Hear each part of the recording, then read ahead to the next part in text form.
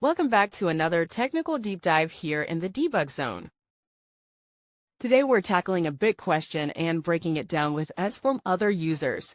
Hopefully this clears up some misconceptions and helps you get the answer you need. So buckle up, stay a little curious, and let's jump right in.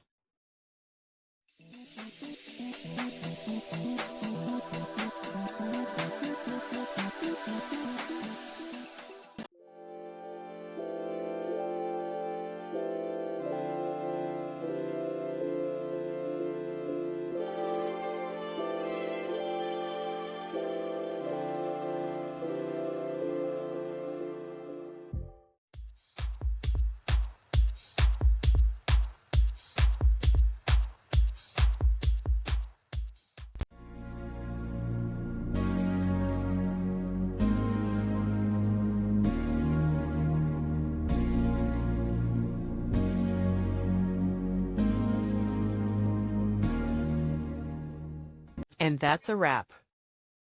I hope you found the answer you were looking for. If you did, take a second to hit that subscribe button. It really helps out. And let me know in the comments which solution worked best for you. See you next time in the debug zone.